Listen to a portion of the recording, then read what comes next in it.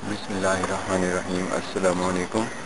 آج آپ کو کمر کے درد اور جوڑوں کے درد کے لیے ایک بہت اچھا اور گھر میں آسانی سے تیار ہونے والا ایک ایسا نسخہ بتا رہے ہیں جس کے استعمال سے آپ کو کمر کے درد اور جوڑوں کے درد کی تکلیف میں جو دوائی استعمال کی جاتی ہے وہ آپ بنا کے استعمال کر سکتے ہیں، اور یہ نسخہ آپ تیار کیا ہوا بھی ہم سے منگا سکتے ہیں۔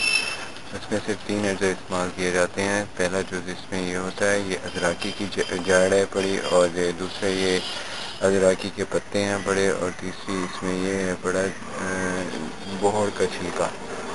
یہ تینوں چیزیں استعمال کی جاتی ہیں، اور اس کو استعمال کا یہ طریقہ ہوتا ہے کہ آپ جب اس کو بنانے لگتے ہیں تو سب سے پہلے آپ اس کو ڈالتے ہیں، یہ چھلکے کو اس کو ڈال کے اس کو اچھی طرح اس کو رگڑ لیتے ہیں۔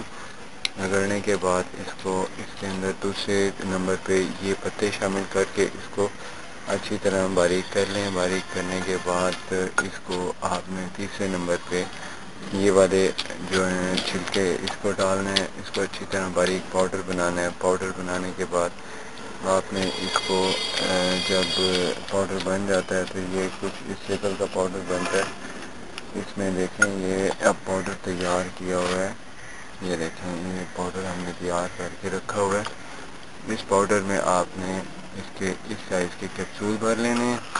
کیپسول بھر لینے کے بعد اس کو آپ نے ایک صبح ایک شام ناشتے کے بعد 1 گھنٹے بعد کھانا ہے صبح، اور شام کو کھانا کھانے کے 1 گھنٹے بعد گرم دودھ سے کھائیں، یا چائے سے، دودھ پتی سے، کسی چیز سے لے سکتے ہیں۔